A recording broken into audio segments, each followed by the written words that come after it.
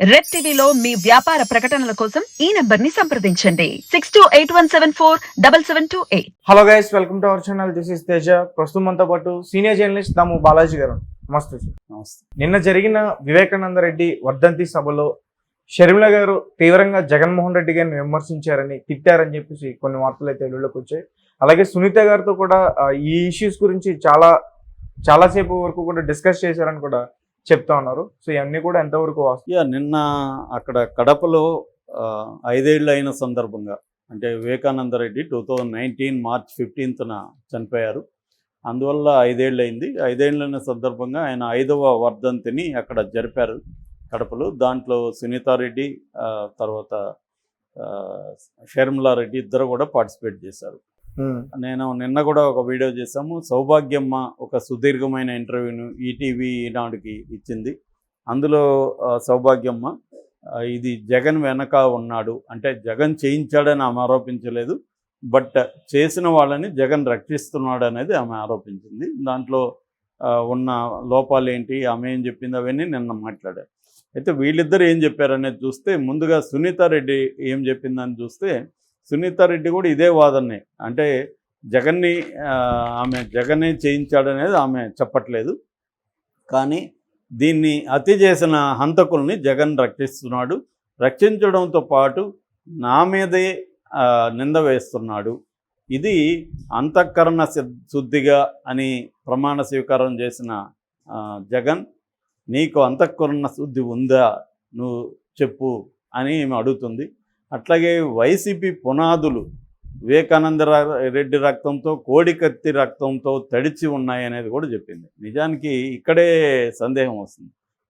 వివేకానంద రెడ్డి చెప్తే ఓకే, కోడికత్తి రక్తంతో తడిచి ఉందంటే ఇక్కడే తెలుగుదేశం హ్యాండ్ కనబడుతుంది. కోడికత్తి రక్తంతో ఈమెకి పనేముంది, అక్కడ రాజకీయంగా డౌట్ వస్తుంది. సరే, ఏదేమైనా ఆమె ఒక కూతురుగా ఆమె ఆవేదన చెప్పింది. దాని తర్వాత ఆమె ఎవరి పేర్లు చెప్పలేదు, ఎవరు హంతకులు అనేది చెప్పలేదు, కానీ వాళ్ళని బంధువులే చంపారనేది మాత్రమే చెప్తుంది. కానీ మనకు అందరికీ తెలుసు ఆ కేసులో ఎవరెవరు అరెస్ట్లు అయి ఉన్నారో తెలుసు.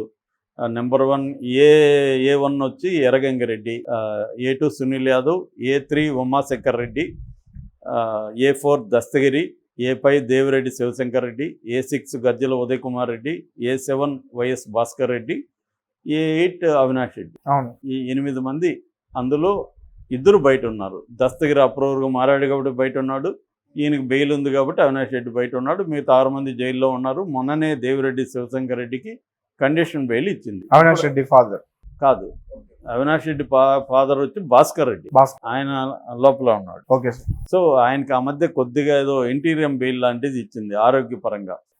సో అంటే క్లియర్గా ఏంటంటే, అవినాష్ రెడ్డి వాళ్ళ నాన్న భాస్కర్ రెడ్డి ఇద్దరు కలిసి ఈ దేవిరెడ్డి శివశంకర్ రెడ్డి ద్వారా ఈ టీంకి డబ్బులు ఇచ్చి, అడ్వాన్స్ కూడా 1 crore ఇచ్చారు, ఇంకా డబ్బులు ఇస్తామని చెప్పారు. వీళ్ళ ద్వారా హత్య చేయించారనేది సునీతారెడ్డి ఆరోపణ ప్రధానంగా. సో ఇది సునీతారెడ్డి చెప్పింది. తర్వాత షర్మిలారెడ్డి ఏం చెప్పింది అంటే, ఇదే మాటల్నే ఆమె తన భాషలో మాట్లాడింది. సో ఎప్పుడైనా అద్దంలో నుంచి నువ్వు చూసుకొని అంతరాత్మను అడుగు, ఎవరు చంపారో నీకు తెలుస్తుంది, నీ అంతరాత్మ చెబుతుంది అనేది ఆమె చెప్పింది. ఎవరు? షర్మిలారెడ్డి. అట్లాగే వీళ్ళిద్దరి పోరాటంలో, అంటే సౌభాగ్యమ్మ సునీతారెడ్డి పోరాటంలో నేను ఒక ఆయుధాన్ని అవుతా అనేది కూడా ఆమె చెప్పింది. సో ఇప్పుడు ఏంటంటే, నేను వివేకానంద రెడ్డి మీద హత్య మీద మన ఛానల్లో పెట్టిన వీడియోలు ఇంకే ఛానల్లో పెట్టుండ్రు. చాలా డెప్త్ వరకు వెళ్ళాము, చాలా డీప్గా నేను స్టడీ చేశాను దాన్ని. దాంట్లో ఇన్వాల్వ్ అయిన, అంటే ఇండైరెక్ట్గా ఇన్వాల్వ్ అయిన వాళ్ళతో కూడా నేను కలిశాను, మాట్లాడాను, డాక్యుమెంట్స్ చదివాను. రెండోది, నేను ఒక ఎక్సలైట్గా ఒక హత్య ఎలా జరగచ్చు, దాంట్లో ప్రొఫెషనల్స్ చేస్తే ఎలా ఉంటుంది, ప్రొఫెషనల్స్ కాని వాళ్ళు హత్య చేస్తే ఎలా ఉంటుంది, ఈ విషయాల మీద కూడా నాకు కొంత బేసిక్ అండర్స్టాండింగ్ ఉంది. సో వీటన్నిటిని బట్టి నేను మాట్లాడాను.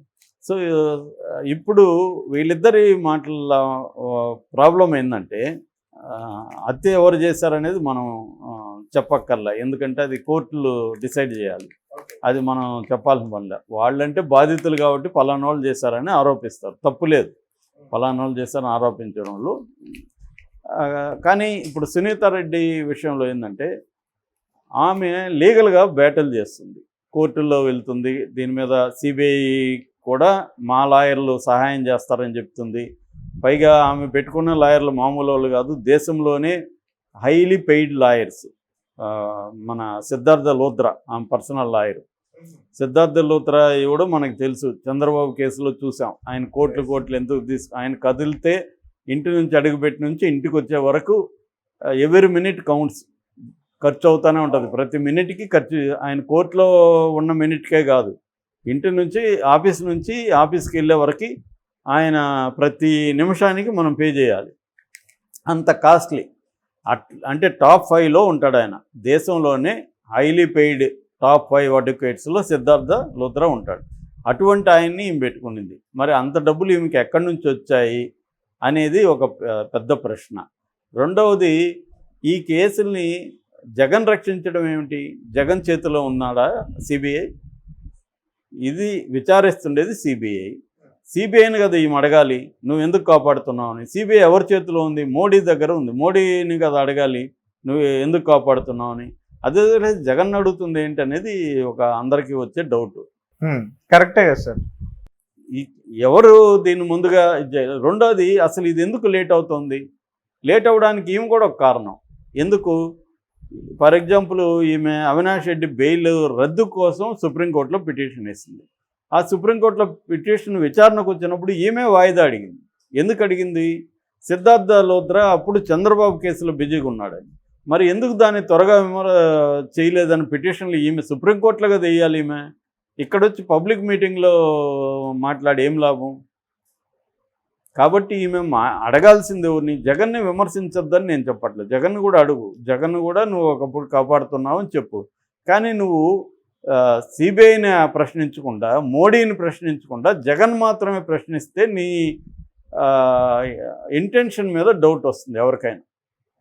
జగన్ ఖచ్చితంగా నువ్వు నీ భారతిరెడ్డి బంధువులు కాబట్టి వాళ్ళిద్దరు ఎవరు, అవినాష్ రెడ్డి, భాస్కర్ రెడ్డి, వాళ్ళని నువ్వు కాపాడుతున్నావు అనేది మాట్లాడడంలో తప్పే లేదు. కానీ అక్కడ వరకే పరిమితం అవ్వకూడదు. నిజంగా దీన్ని ఫైనల్గా నువ్వే కదా అడిగింది, సిబిఐ కావాలని అడిగావు. మరి సిబిఐ త్వరగా చేయలేదు. సుప్రీంకోర్టు ఎప్పుడు చెప్పింది? లాస్ట్ ఇయర్ ఏప్రిల్ ఎండ్ లోపల దీన్ని ముగించమని చెప్పింది సుప్రీంకోర్టు. మళ్ళీ వీళ్ళు జూన్ అడిగారు, సిబిఐ జూన్ ఇచ్చింది. దాని తర్వాత ఇప్పుడు జూన్ అయిపోయింది, ఇంక జూన్ వచ్చేయబోతుంది. అంటే దాదాపు 1 year అవుతా ఉంటే సిబిఐ ఎందుకు దీన్ని ఇది చేస్తుంది?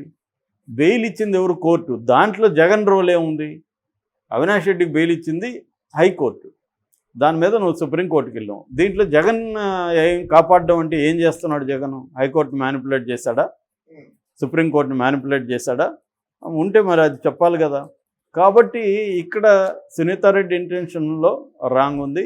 సేమ్ రికార్డుని షర్మిల కూడా ప్లే చేసింది. షర్మిల కూడా అడగాల్సింది ఏమున్నాయి? సిబిఐని అడగాలి. సిబిఐని ఎవరు కంట్రోల్ చేస్తున్నారు? మోడీ కంట్రోల్ చేస్తున్నారు. సిబిఐ డైరెక్ట్ని ఎవరు నియమిస్తారు? మోడీ ఆధ్వర్యంలో కమిటీ నియమిస్తుంది. అంటే ఫైనల్గా మోడీనే నియమిస్తాడు. కాబట్టి సిబిఐ డైరెక్ట్ను మోడీ నియమిస్తే సిబిఐ ఎవరి కంట్రోల్ ఉంటుంది? మోడీ కంట్రోల్ ఉంటుంది. అందరికీ తెలుసు ఇవాళ సిబిఐ ఈడీలు ఎవరి మీదకి వస్తున్నాయో అందరికీ తెలుసు, ఎవరి మీదకి రావో కూడా అందరికీ తెలుసు. సో మరి నువ్వు చేయాల్సింది వాళ్ళని. ఇప్పుడు మరి జగన్ కూడా మోడీతో లేడు, చంద్రబాబు ఉన్నాడు అక్కడ. చంద్రబాబు ఎన్డీఏలో చేరాడు. మరి చంద్రబాబుని అడగాలిగా, మోడీని, ప్రెజర్ జనని చంద్రబాబుని అడగట్లా. జగన్ మీదనే చేస్తున్నారు. ఎందుకు చేస్తున్నారు అంటే పొలిటికల్గా జగన్కి నష్టం చేయాలనేది వాళ్ళ ఉద్దేశం. కేసుని ఫైనలైజ్ చేయాలనేది ఉద్దేశం కనబడట్లా.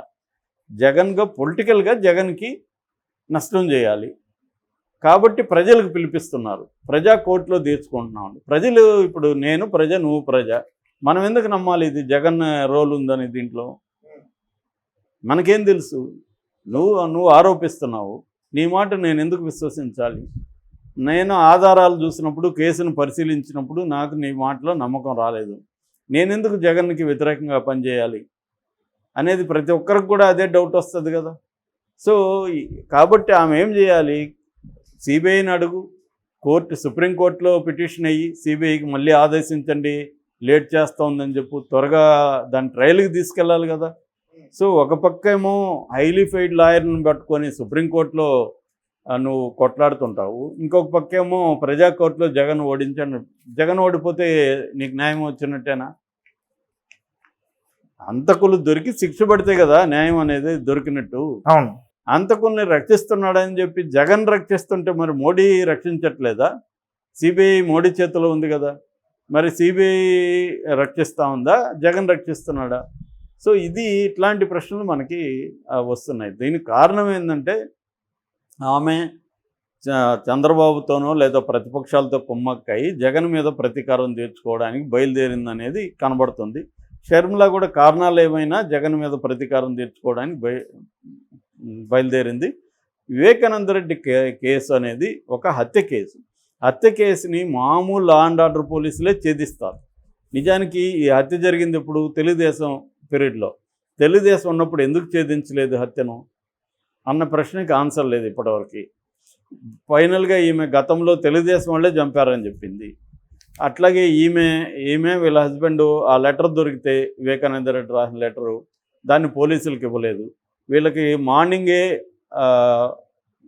వివేకానంద రెడ్డి పిఏ వంట మనిషి కొడుకు ప్రకాష్ వీళ్ళిద్దరు కలిసి వీడియో తీశారు డెత్ సీన్ని, ఆయన బాడీని.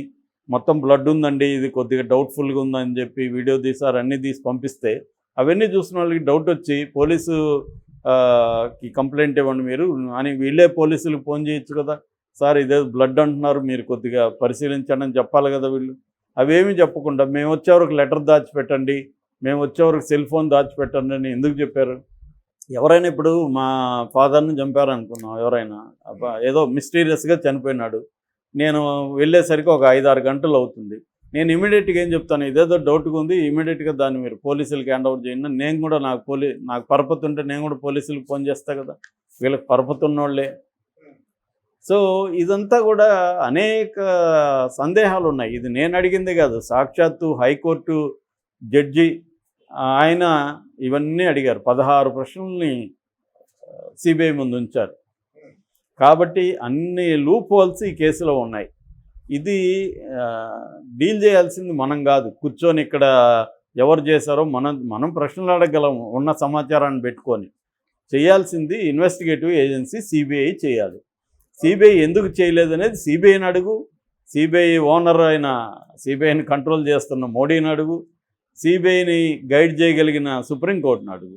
అవి అడగకుండా ఇట్లా ఎందుకు వచ్చావు అంటేనే అర్థమవుతుంది ఇది పొలిటికల్ మోటివ్తో పెట్టిన సభ, నిన్న పొలిటికల్ మోటివ్తో మాట్లాడిన మాటలుగా మనకు అర్థమవుతుంది.